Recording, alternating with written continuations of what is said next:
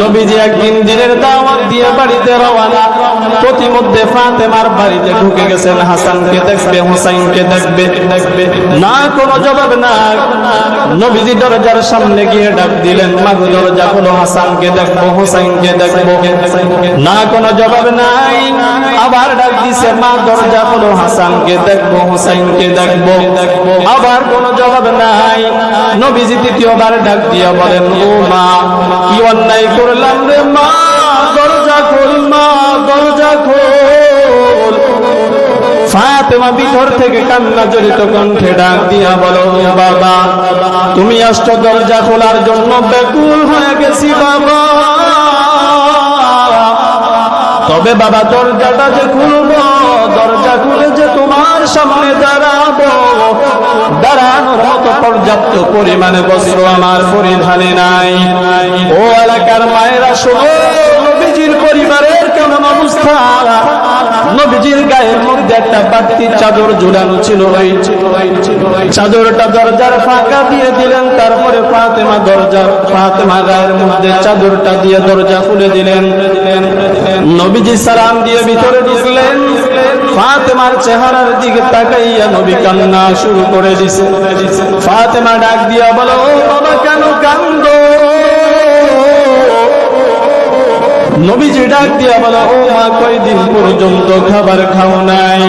তোর চেহারাটা শুকনো কেন? চক্ষু দুইটা গর্তের মধ্যে ঢুকে গেছে কেন রে মা?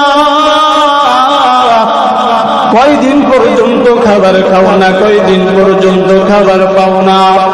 ফাতেমা ডাক দিয়া বলো, ও বাবা আমি যদি দিনের পর দিন না খেয়ে থাকতে থাকতে যদি মারা যায়, আমার কোনো আফসোস নাই, আফসোস নাই।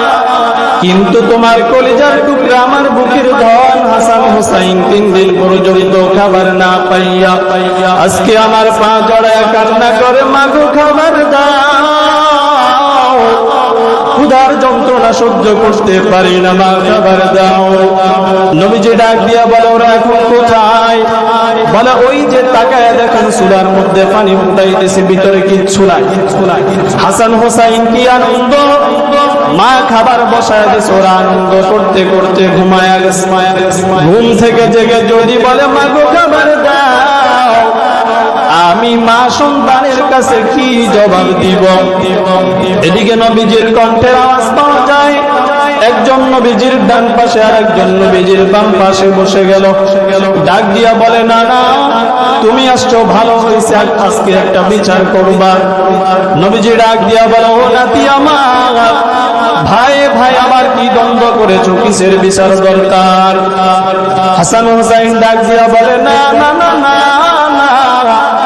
আজকে ভাই ভাই দ্বন্দ্ব না, আজকে কঠিন একটা মামলা তোমার দরবারে দায়ের করতে চাই। আজকে মায়ের 2 জন সন্তান বাদী হইয়া মাকে আসামি বানায়া, আসামির বাবাকে বিচারক বানায় আসামির বাবার কাছে বিচার দিতে চাই। বলো না না, এই বিচার তুমি করতে পারবানি? নবীজি ডাক দিয়া বলো, ও নাতি আমার, আমি শ্রেষ্ঠ ইনসাফ কাজ, আমি নাতি দেখবো না, সন্তান দেখবো না, আমি সঠিক বিচার করব। হাসান হুসাইন আসামির কাঠ গড়ায় দাঁড়াইয়া পেটের উপর থেকে কাপড়টা সরাইয়া দিছে। ডাক দিয়া বলো, ও নানা তাকাইয়া দেখো,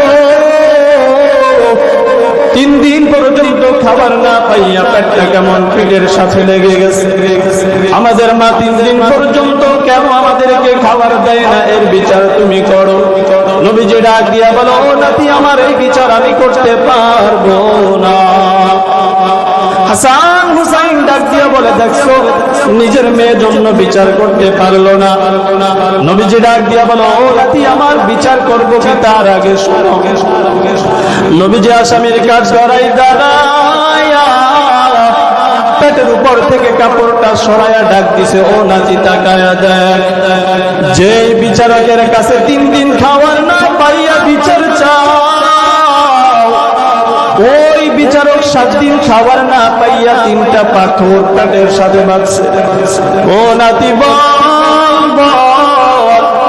যেই বিচারক নিজে 7 দিন না খাওয়া, সে কেমনে 3 দিন না খাবার বিচার করবে?